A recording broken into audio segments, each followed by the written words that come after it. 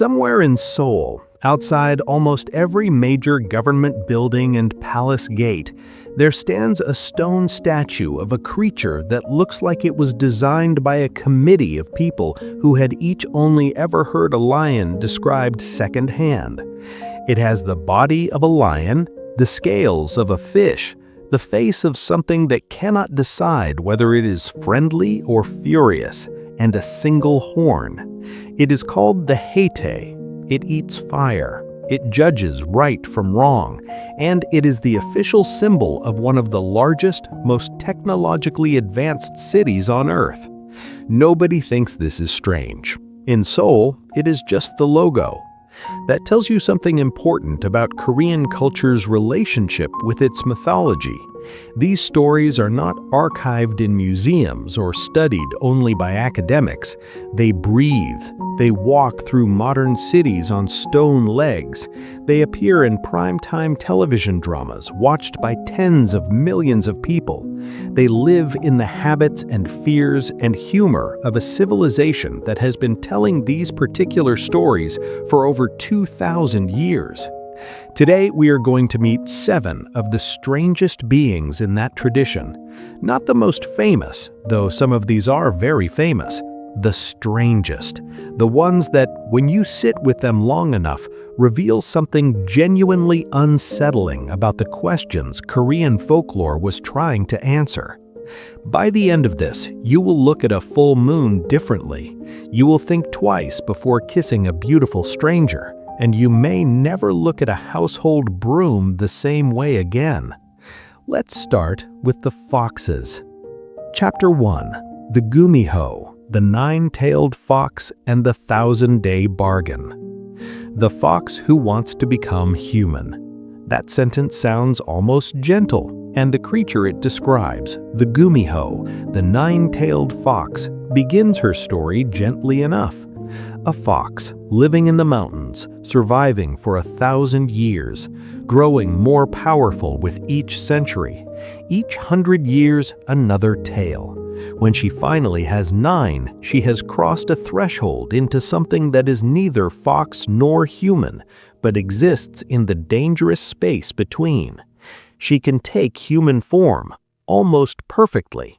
The illusion is complete enough to deceive ordinary people, skilled enough to deceive even educated men. She walks into villages, into cities, into the households of scholars and merchants and nobles. She is always beautiful, she is always charming, and she is always hungry. Here is where the story stops being gentle. The Gumiho does not simply eat people. She is drawn specifically to life force, to the animating energy that lives in the most vital organs.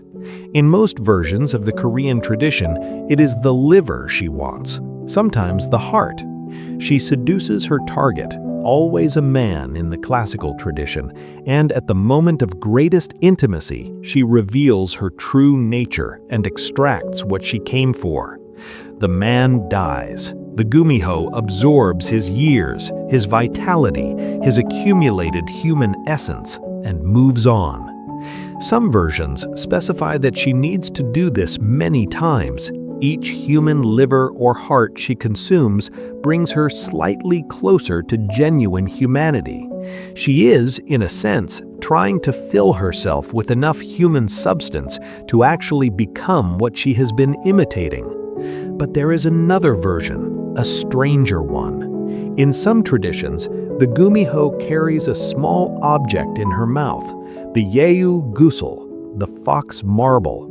It is described as glowing faintly blue or sometimes gold, small enough to fit on a fingertip, perfectly spherical. This marble is the concentrated essence of everything the Gumiho has learned and accumulated over her 1,000 years. Vast knowledge, supernatural understanding, things that no human lifetime is long enough to gather. If a man can maneuver the marble out of her mouth, usually described as happening during a kiss, which requires either extraordinary boldness or extraordinary obliviousness, and swallow it, he receives all of that knowledge instantly. He becomes, in some versions, something close to a genius, in others, something close to a god. The catch, of course, is that you have to get the marble from a gumiho, which means you have to be close enough to a gumiho to attempt this, which means you are almost certainly already in the situation where she is planning to eat your liver. The marble story is interesting precisely because it introduces a different moral structure than simple predation. In the marble tradition, the gumiho and the human are in a competition of sorts. She is trying to steal his life force. He is trying to steal her accumulated wisdom. The more successful the human, the more dangerous the situation becomes for both of them. Some stories feature men who successfully swallow the marble, gain immense knowledge, and then spend years trying to avoid the furious gumiho who wants it back. But the most remarkable element of gumiho mythology is this: she can stop. According to one of the oldest versions of the tradition, a gumiho who abstains from eating human flesh, any human flesh, not just liver, not just heart, all of it, for exactly 1,000 days will complete her transformation. She will become fully, permanently, genuinely human. Not an imitation, not a disguise, human, down to her bones, her blood, her soul. The 9 tails will disappear. The supernatural hunger will end. She will be able to live a human life, form real relationships, grow old and die as humans die. 1,000 days. That is 2 years and 9 months, roughly. Not an impossible period of time.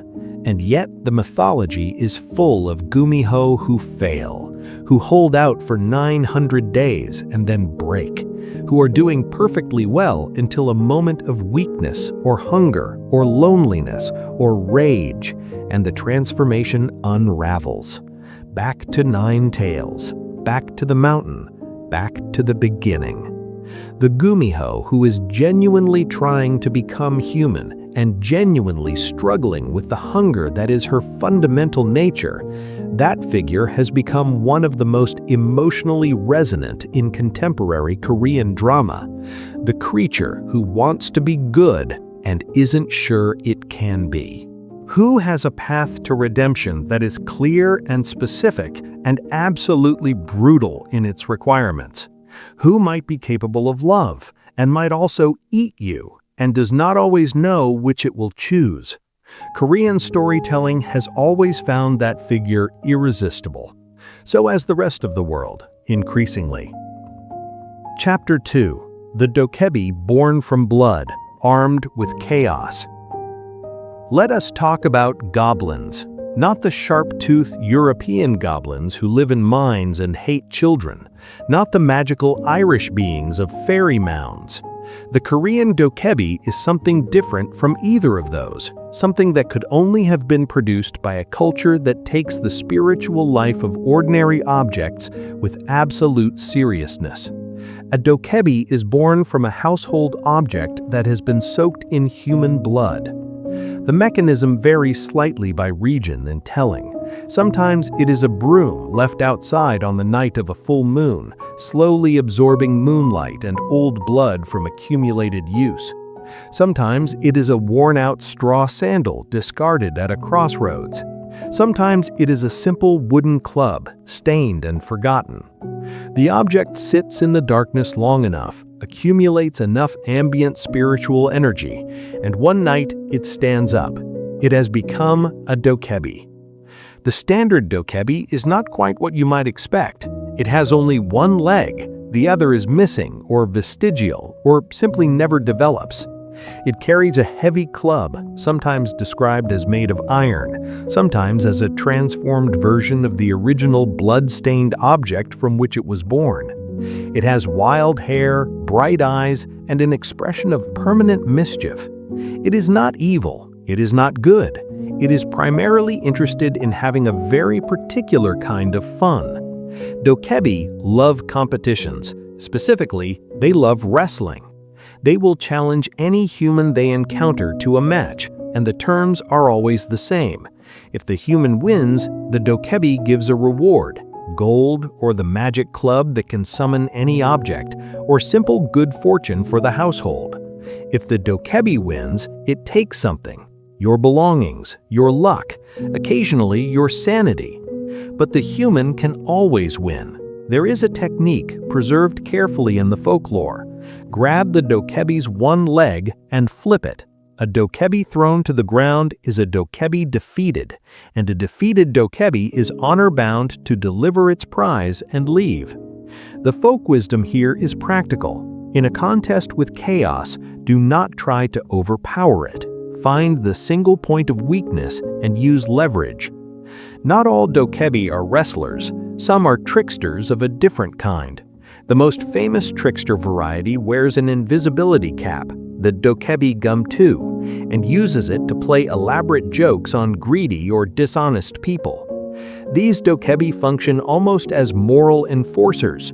If a merchant is cheating his customers and a dokebi finds out, the next 6 months of that merchant's life become a comedy of increasingly inexplicable disasters. Items disappear. Measurements go mysteriously wrong. Every single customer he tries to cheat somehow notices and leaves angry. There is a famous traditional story that captures the dokebi's particular logic perfectly.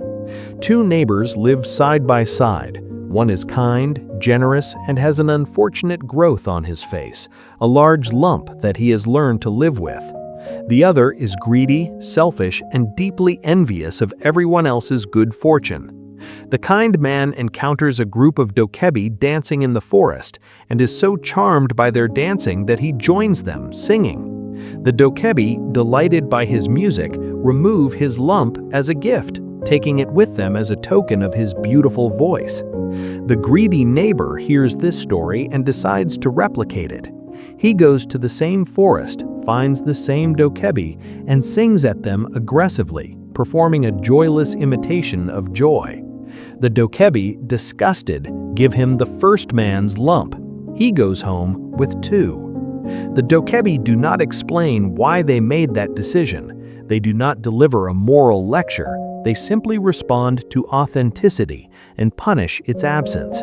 They are, in this sense, excellent readers of human character. They just lack any patience for pretense. This is what makes dokebi different from most trickster figures in world mythology. They are chaotic but not cruel, mischievous but not malicious. They want to play. If you play with them honestly, you do well. If you try to manipulate the game, they will find a way to make you regret it that is proportionally embarrassing. The contemporary Korean drama Goblin, one of the highest-rated Korean television series ever produced, features a dokebi as its main character, a 900-year-old man cursed to live until someone pulls the sword from his chest. The show made the dokebi one of the most recognized figures in Korean popular culture globally, and the version it presents is rooted in the tradition.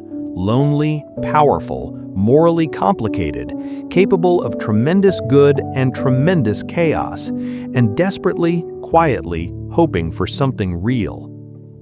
Chapter 3. The Imugi, 1,000 Years of Almost. Now we go to the deep water, or rather to the deep water adjacent to the sky.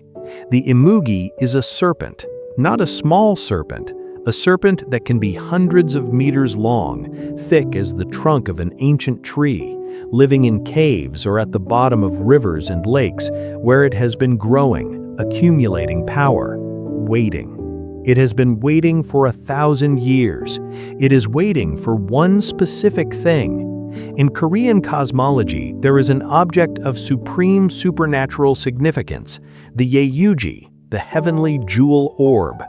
This is not exactly the same as the fox marble, though the name overlaps. The Yeyuji is a cosmic object, associated with divine power, capable of granting the holder the ability to do almost anything: create, destroy, transform, fly. A dragon possesses a Yeyuji. That is part of what makes a dragon a dragon. An Imugi is a dragon that has not yet succeeded. It is a proto-dragon. a being on the threshold of a transformation that has been underway for a millennium and is still not complete. The Imugi is powerful already. It has been alive for 1,000 years and has accumulated enormous spiritual energy. But without the Yoiju, it cannot make the crossing. It cannot ascend. It remains a serpent, vast, ancient, and stuck. The Yoiju must fall from heaven. It descends at rare intervals, and when it does, the Imugi must be in the right place and catch it. If it does, the transformation is immediate. The serpent's body reshapes. It grows claws and scales and a mane of flowing hair.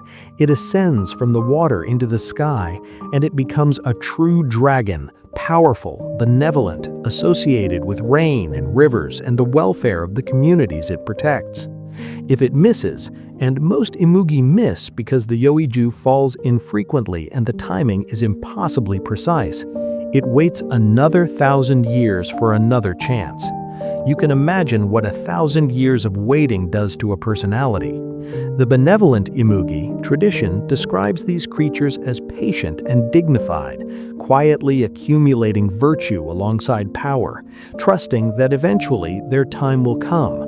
But there is another tradition, and it is the one that produces better stories, where the waiting has curdled into something darker, the resentful Imugi, the one that has been waiting 900 years and is starting to hate everything that moves freely above the water, the one that looks at the villages on its riverbanks and feels a rage it cannot quite control. This Imugi attacks. It creates floods to destroy the farms of people who have no idea why they're being punished. It capsizes boats. It pulls people into the deep water, not because it is hungry, but because it is miserable, and misery wants company. The most tragic Imugi stories are the ones where the creature was almost there. It had been waiting virtuously for centuries, had accumulated genuine spiritual merit, was in the right place when the Yoiju finally fell, and missed. By meters, by seconds. The orb landed in the water and a human found it before the serpent could reach it. Or the orb fell on a day when the sky was overcast and the Imugi in its cave did not see it fall. These stories do not have moral resolutions. The Imugi was not wicked. It did not fail because of a character flaw. It failed because the universe is indifferent to how long you have been trying. And the consequence of that failure is another 1,000 years, or rage, or both. There is something in the Imugi mythology that resonates in a way that transcends folklore. The being that has done everything right and is still waiting, the transformation that keeps almost happening, the moment of opportunity that passes just slightly beyond reach. Every culture has this story in some form. Korean mythology chose to embody it in a 1,000-year-old serpent at the bottom of a very cold river, and somehow that image is more vivid than 1,000 human versions of the same feeling.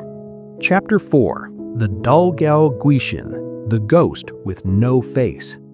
We need to talk about the egg ghost. Korean ghost taxonomy is extensive and precise. There are many categories of guishin, the general word for ghost or spirit, each defined by the circumstances of the person's death and the nature of their unresolved business with the living world. The ghost of a woman who died in childbirth haunts differently from the ghost of a man who drowned, which haunts differently from the ghost of a child, which haunts differently from the ghost of a scholar. But the Dalgyal Guishin, the egg ghost, belongs to a category that the taxonomy struggles to fully accommodate because it is not immediately clear that it was ever a person at all. The Dalgyal Guishin looks exactly like an egg, a large, floating, slightly luminous egg, roughly human-sized, drifting through the air at approximately head height. It has no eyes, no nose, no mouth, no face of any kind, no arms, no legs, no way to communicate, no visible mechanism for harm. It is simply a featureless white oval, and it will kill you instantly if you see it. The mechanism of death is not violence. There is no attack, no strike.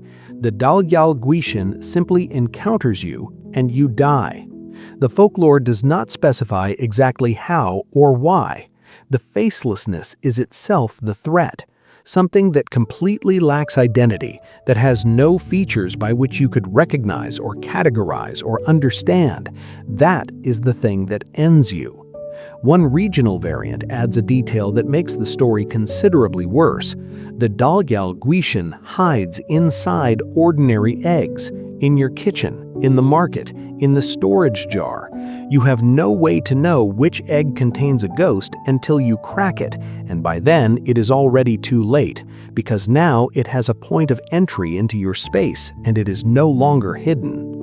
I want to stop for a moment and appreciate how genuinely sophisticated this fear is. Most monsters in world mythology are frightening because of what they do.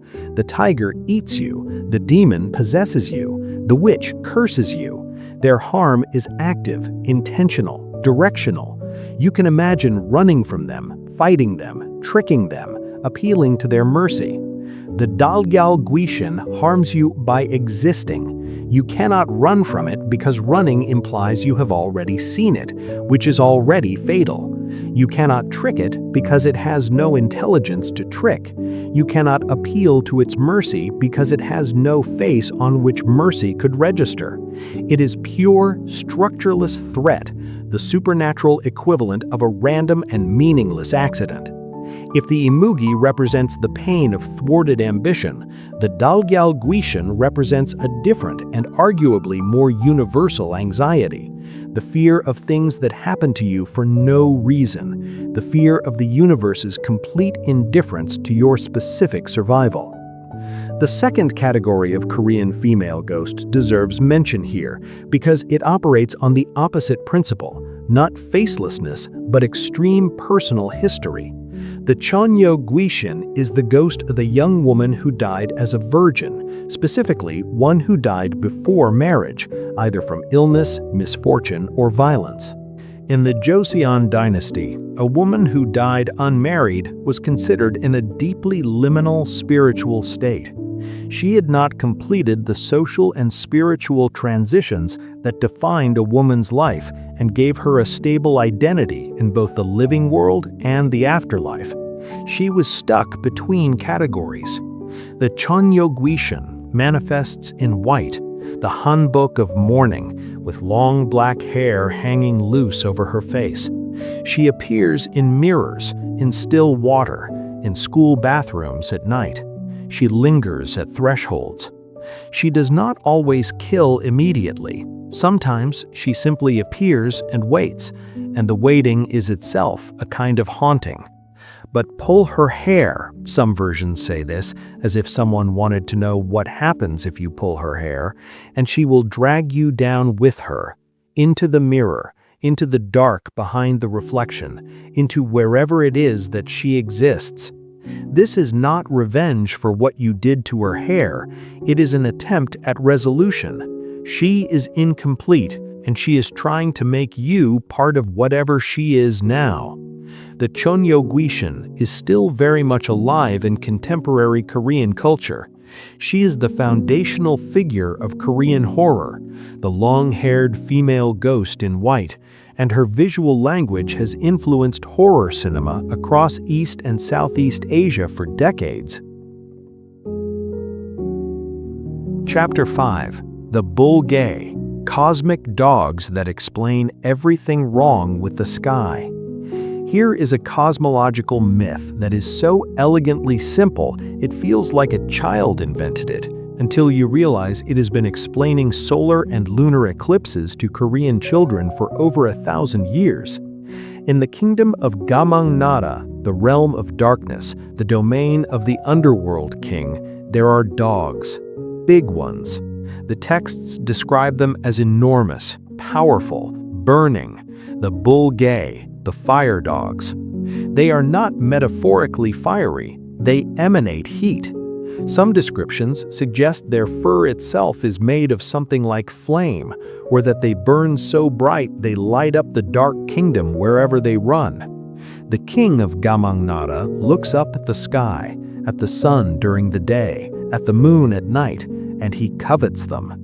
He wants to bring them back to his dark realm, to have light in his lightless kingdom, to break the monopoly the upper world has on brightness and warmth.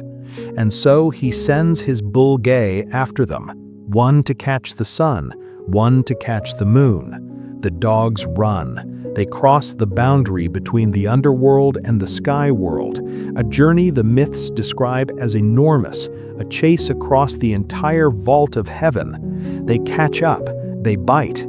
Here is the problem. The sun is as hot as the sun. The fire dog bites it and immediately burns its mouth so severely it has to let go. The moon is as cold as the moon, which, in the logic of this mythology, is extremely cold, cold enough to freeze a supernatural fire dog's entire jaw. The dog bites the moon and has to release it immediately. And so the sun and moon are returned, but they will be chased again. The king of Gamang Nara never stops wanting what is above him, so he keeps sending the dogs. The dogs keep almost succeeding and being forced to retreat by the extreme temperatures of their targets. The cycle continues forever. An eclipse, in this cosmology, is the moment between the bite and the release. The moment when the sun goes dark or the moon disappears is the moment when the dog has it in its teeth.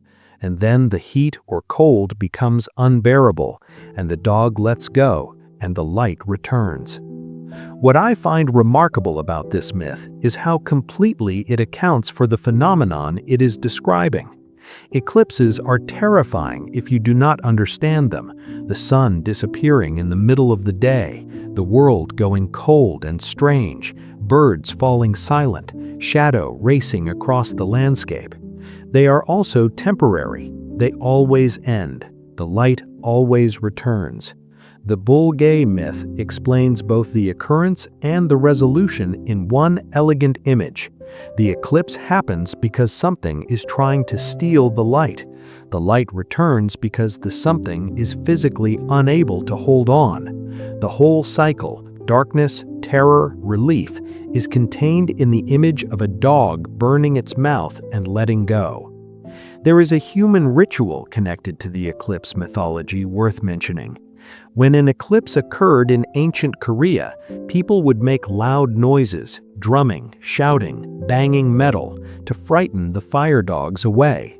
This was practiced across many East Asian cultures, each with its own version of the sky-eating animal.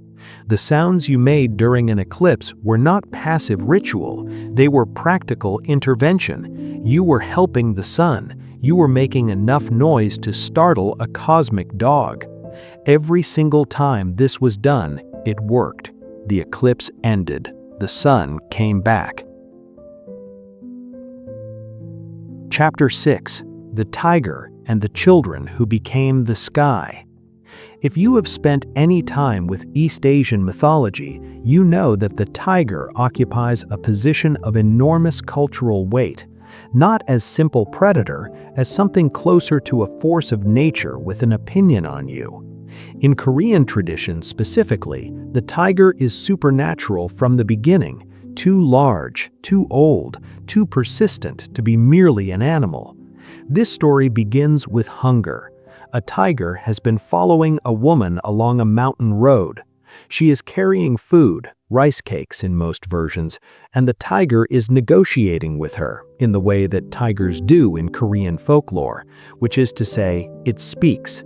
It tells her that if she gives it a rice cake, it will let her pass. She gives it a rice cake. It eats the rice cake and asks for another, and another, and another, until the food is gone. Then it eats her arm. The transaction continues in this direction until there is nothing left of her. The tiger, now wearing a vague outline of its most recent meal's humanity, the way satisfaction can make something look briefly contented, decides to go further. It wraps itself in the woman's clothes in the specific description of her colors and appearance and goes to her house, where her 2 children are waiting. The children are home alone. They hear a knock. A voice, their mother's voice, or almost their mother's voice, asks to be let in. But the children are clever. They ask questions through the door. They ask their mother to show her hands. The hands that appear are wrong, too hairy, claws where fingers should be. They ask about the voice. It is too rough, too deep. They stall. They do not open the door. They go out through the back and climb a tree, getting as high as they can. The tiger eventually gets in and finds the house empty. It looks around. It looks up. The children are in the tree. The tiger asks them how they got up there. Being children and perhaps not thinking clearly under pressure, they tell it, "We prayed to heaven for a rope, and a rope came down." The tiger prays to heaven for a rope. A rope comes down. The tiger begins to climb. Now the children are very scared, high in a tree with a tiger climbing up a rope toward them. They pray again. They ask heaven for another rope, a strong rope if they have been good, a rotted rope if they have not. A rope descends. They grab it and are pulled upward into the sky, above the reach of anything that walks or climbs. The tiger, still on its rope, looks up. The rope it was given is rotting. It is fraying as the tiger's weight pulls on it. The tiger begins to fall. It falls from the height of the tree canopy and crashes into a field of millet, and the red of its blood stains the millet, which is why, says the story, millet has red streaks to this day. The children, pulled safely into heaven, become the sun and the moon. One child becomes the sun. Another, shy of being stared at, becomes the moon because the moon is easier to look at. Some versions specify which is which, some leave it open. This is the Korean creation myth for the sun and the moon, two frightened children who climbed high enough to become something permanent. The people down on earth who depend on the light do not know they are depending on children who were running away from something terrible and got rescued at the last moment. The tiger, meanwhile, does not entirely disappear. It died in the millet field, yes, but the hunger that drove it, that enormous, supernatural, inexhaustible hunger that lingers. The tiger howls at the moon every night, and now you know why. It is still hungry. It will always be hungry. It is hungry specifically for what it cannot reach. Chapter 7. The Bulgasari, the monster that ate an empire. We have saved the strangest for last.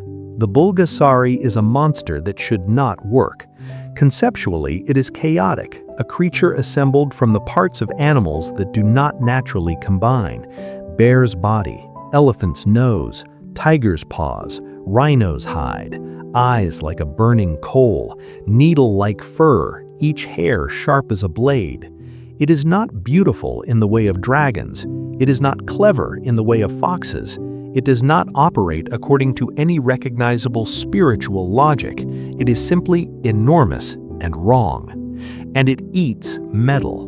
Not as a quirk, not occasionally. The Bulgasari exists to eat metal, specifically iron. It will consume nails, knives, armor, weapons, farming tools, cookware, iron gates, chains, locks. Anything that contains iron, it needs to consume it. This is not hunger in the usual sense.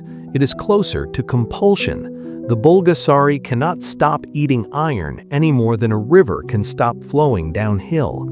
The older version of the story begins small, impossibly small.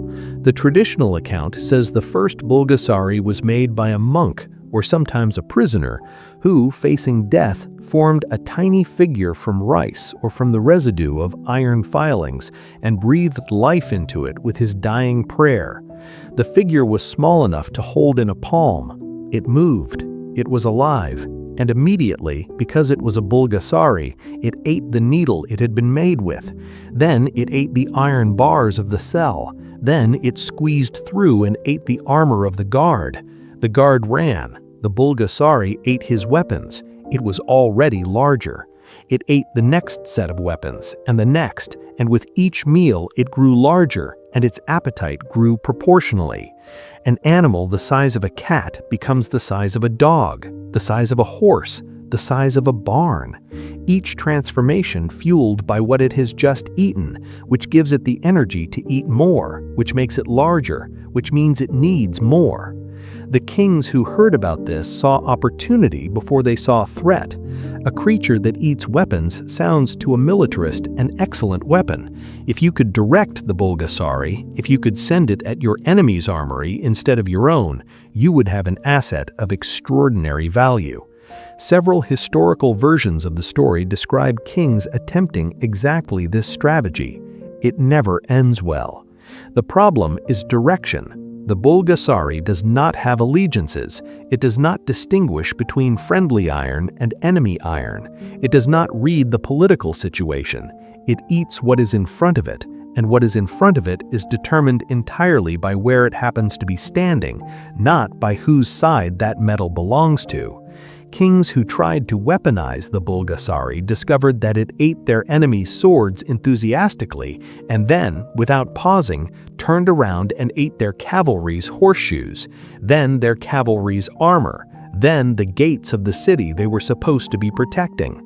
The only way to stop a Bulgasari is to give it nothing to eat, starve it of iron entirely in an environment with no metal at all, and theoretically its growth halts. But by the time most rulers understood they needed to stop it, it had already eaten enough of the kingdom's infrastructure that organizing a response was nearly impossible.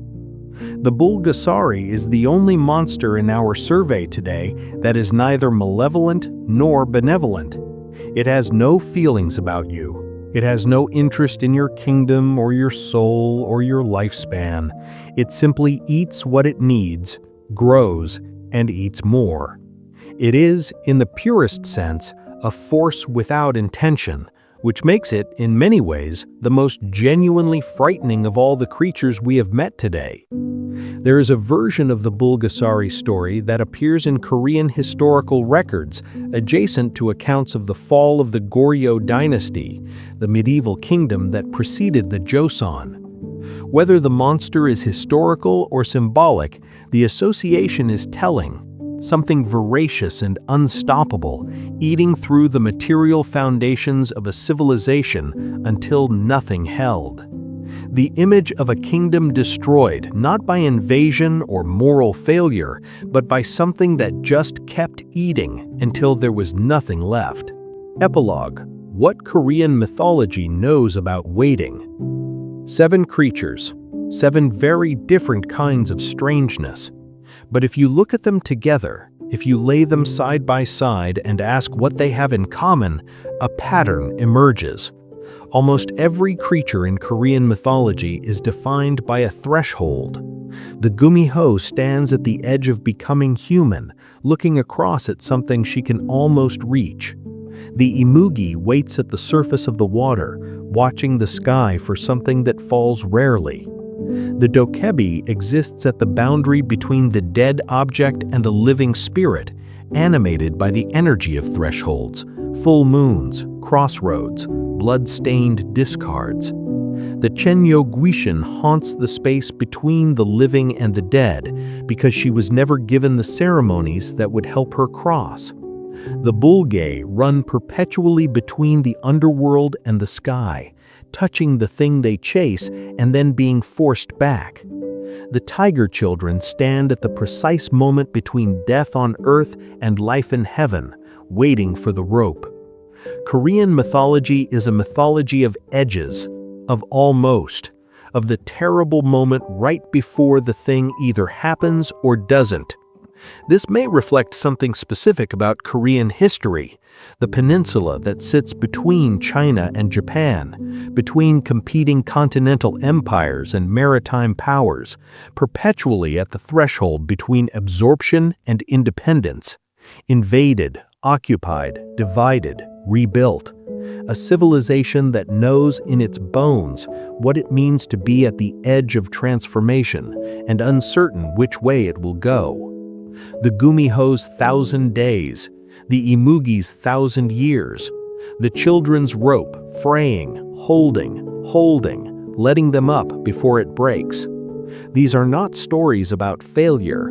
They are stories about persistence at thresholds, about what it takes to keep waiting for the thing that might or might not come, about the rage that waiting produces if it goes on too long, and occasionally about the rope that descends at exactly the right moment.